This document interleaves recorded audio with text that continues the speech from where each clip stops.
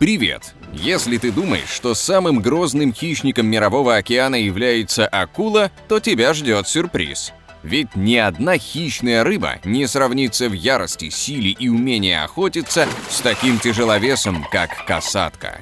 Вообще, это животное – ближайший родственник дельфинов и самый большой представитель этого семейства. Размеры и умение охотиться в стае позволяют касатке быть единственным китообразным, который регулярно охотится на теплокровных животных. Думаешь, речь идет только о тюленях и морских львах? Как бы не так.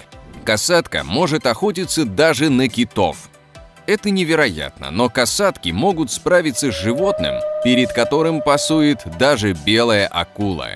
Как же стая касаток может совладать с китом? Одна такая охота попала в объектив камеры морских исследователей. Самка горбатого кита плыла со своим детенышем. Это большие и очень сильные животные, которые в обычных обстоятельствах не боятся никого. Но вдалеке от своей стаи против группы врагов они оказались беззащитны. Острые зубы и стремительные удары одной касатки не смогли бы разделить мать и детеныша. Но на это оказалась способна командная работа.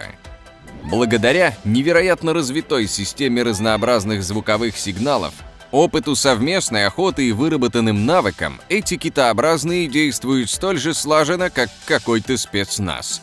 Только каждый боец в данном случае имеет массу около 8 тонн и достигает 8-10 метров в длину. Сразить самку они не могли, она слишком велика. Но ее детеныш был чуть меньше взрослой касатки. Когда они отделили китенка от матери, все было решено. Одна из касаток просто утащила детеныша за хвост на дно и не дала возможности подняться вверх за воздухом. Китенок стал ужином для всей стаи. Но при всех своих способностях касаткам приходится отчаянно бороться за каждый обед. Так удалось заснять другой эпизод охоты на китенка. Его тоже сумели отделить от стаи, и на первый взгляд для хищников ситуация развивалась идеально. Они кружили вокруг жертвы, загоняя ее глубже и глубже. Еще несколько минут, и все было бы кончено, как вдруг малышу, если, конечно, его так можно назвать, пришли на помощь. Не только касатки, но и киты преданы своей стае. Они услышали сигнал о помощи и пришли отбить своего юного собрата. Взрослый горбатый кит имеет длину больше 13 метров и весит 30 тонн. Их движения в воде кажутся плавными, но избежать удара мощным хвостом, учитывая его длину, крайне сложно. Поэтому вместе взрослые особи, пусть и с трудом, но расшвыривают касаток, несмотря на численное превосходство противника. В итоге китенка удалось защитить и спасти, вырвав из зубов хищника в последний момент. Однако жертвам касаток так везет далеко не всегда, ведь этот зверь считается одним из самых результативных хищников мирового океана. Им приходится иметь дело с серьезными конкурентами, а их повадки и привычки поражают океанологов и морских биологов. Касатки – стайные животные, которые живут семейными группами от 2 и до нескольких десятков особей. Время от времени несколько групп объединяются в одну огромную стаю и путешествуют вместе. В этот период они охотятся на самых больших и агрессивных животных, а также заводят потомство. При этом каждая группа имеет свои особенности коммуникации. Это невероятно умные животные со сложной системой социального взаимодействия. Хотя касатки в теории могут охотиться практически на любого обитателя океана, на практике часто каждая популяция специализируется на том типе добычи, которого на ее территории больше всего. Они даже разрабатывают специальные тактики охоты. И это не инстинкт, а продуманное поведение, ведь они обучают молодняк своим приемам. Например, карусель. Так иногда называют способ охоты касаток в морях между Исландией и Норвегией. Китообразные здесь находят косяк сельди или другой рыбы. Затем сбивают его в более плотную группу. Для этого касатки окружают рыб и сжимают кольцо. Чтобы напугать своих жертв, китообразные поворачиваются к ним белым брюхом. Когда удается согнать сельдь в очень плотный косяк, касатки начинают глушить рыбу. Для этого млекопитающие наносят по жертвам мощные удары хвостом. Есть мнение, что также касатки используют звуки особой частоты, которые нервируют жертву. И уже затем, когда рыб оглушили, звери принимаются за трапезу. При этом касатки заботливые родители и преданные семьянины. При ошеломительной эффективности на охоте и жестокости в бою они стараются всегда заботиться друг о друге и ценят родственные узы. Если обычные дельфины могут проявлять агрессию по отношению друг к другу, то касатки всегда дружелюбны к представителю своей группы. Обрати внимание, как они играют друг с другом. Или на то, как они танцуют друг с другом на глубине. Касатки не только не дерутся между собой, но также заботятся о старых особях, защищают молодняк и даже щедро делятся добычей. То есть пища не только распределяется между членами стаи, но лидеры еще и следят за тем, чтобы каждому достался свой кусок. В случае конфликта никаких схваток, максимум удар хвостом по воде. Но обычно ссор у них не происходит, и в стае царит взаимопонимание. И это здорово, ведь физические возможности касаток просто потрясают.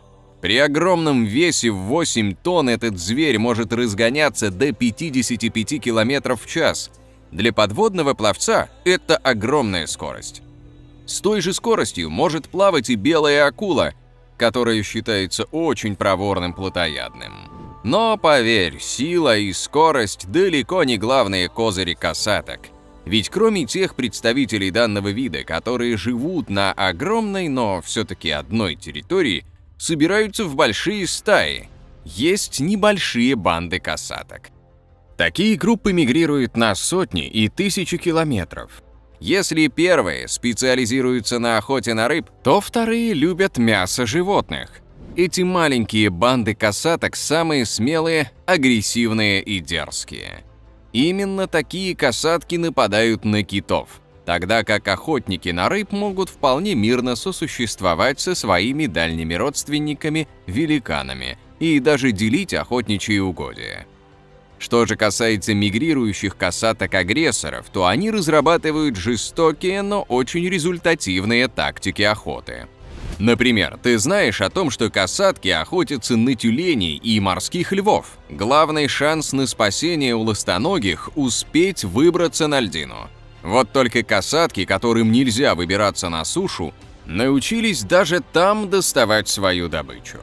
Например, они создают искусственные волны, которые разламывают даже крупные льдины. Можешь себе представить, что чувствует тюлень? Только что он спасся от погони, чувствует себя в безопасности.